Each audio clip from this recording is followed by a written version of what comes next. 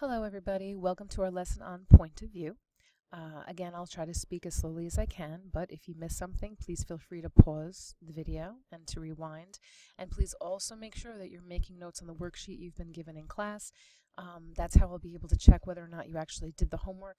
And keep in mind that this worksheet, if you don't have it on you, you can definitely find it attached to the e-board. So we'll start with the definition. The definition of point of view is that it's the perspective from which a narrator tells a story. Now, the narrator is the voice or speaker in a fictional work. So you're talking about the point of view of the narrator. That's what point of view refers to when we talk about literature. There are a few different types of point of view, most frequently used in fiction, and we're going to get to those on the following slides. Before we do, please pause the video, take a look at the definition here, and on the worksheet you've been given, put down a definition of point of view that works for you. We can talk about what you put down in class, so pause the video and write that definition.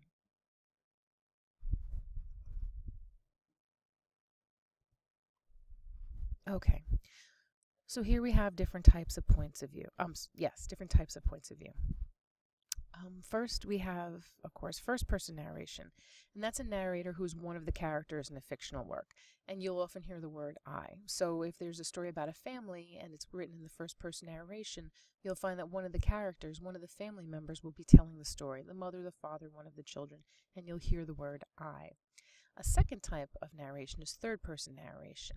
And that's when the narrator who describes what's happening is not one of the characters in the story. The character will use the words he and she. You'll never see the word I. It's all he and she.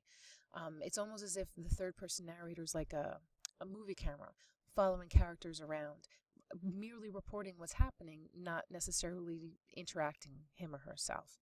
That's third-person narration. And there are two different types of third person. One is omniscient. That's the third-person narrator that knows everything that happens in the work, particularly the thoughts, feelings, and motivations of the other characters. Omniscient, omni is all, scient is knowing. So often people who are religious will say that God is omniscient, all-knowing. Scient is like science. So an omniscient narrator is a narrator that knows everything and will often report everything. So while you're hearing about maybe a fight happening within a family, you'll hear what the father thinks, you'll hear what the mother thinks, you'll hear what the children thinks, not only what comes out of their mouth.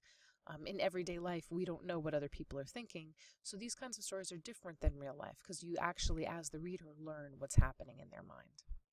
And then finally, limited omniscient. That's a third-person narrator, again, no use of the word I, third person, that knows the thoughts, feelings, and motivations of usually one, sometimes two of the characters. So you're not going to get the inside of everybody's head. You'll only get the inside of one or two people's head at most. Typically, it's one. So at this point, I'm going to suggest that you pause the video. You might want to rewind to hear this again, but please make some notes. Write the 4 major types of point of view and the description of each type.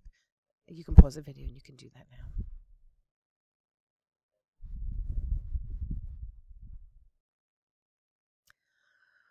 Okay, so what we're going to do now is I'm going to ask you to apply what you've just learned by looking at the point of view of various excerpts from stories. Excerpts are little sections.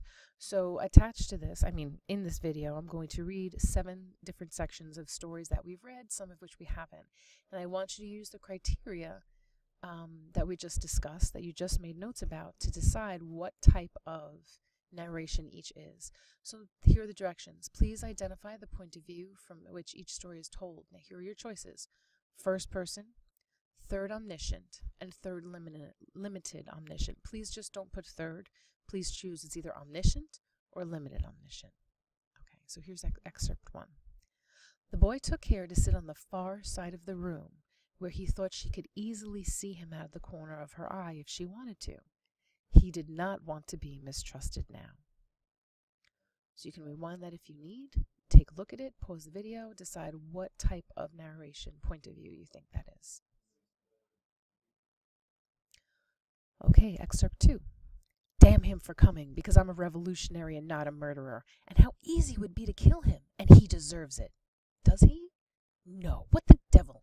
No one deserves to have someone else make the sacrifice of becoming a murderer. What do you gain by it? Nothing. If you can revisit the story if you want. That was just lather, that's all. but what point of view? Is that first person, third omniscient, or third limited omniscient?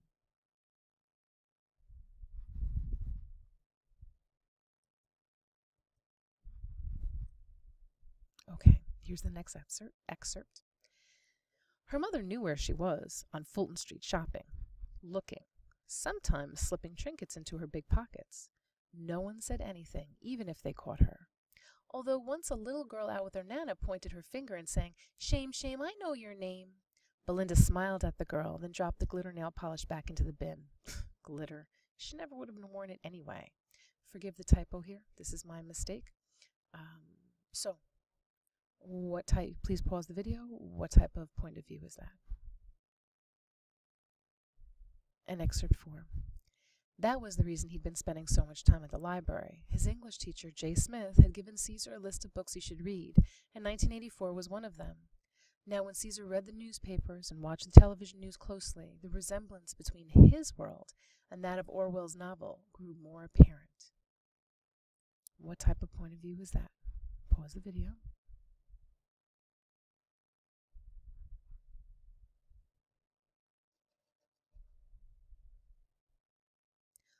Okay, next, 5.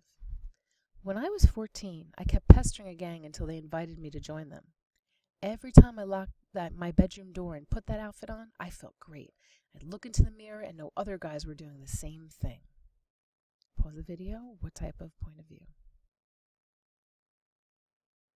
And excerpt 6. As Maria walked away, she secretly wished she could be like those girls. They didn't spend time with homework. Each day after school, they cruised around the barrio. On weekends, they went to parties, drank, smoked dope, and climbed in the back seat of cars with the homeboys. Forgive my typo again. No quote. I apologize. Please, what type of point of view is this?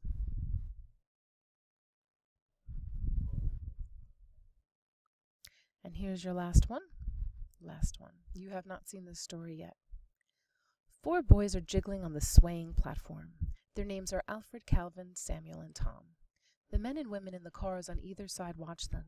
They don't like them to jiggle or jump, but they don't want to interfere. The 2 men and others looked at the 4 boys jumping and jiggling on the platform and thought, it must be fun to ride that way. The ladies in the car became very angry when they looked at the 4 boys. Please take a moment to wrap up. You can put down what point of view you think that is. If you have any questions, as always, you can email me or you can see me after school in 125.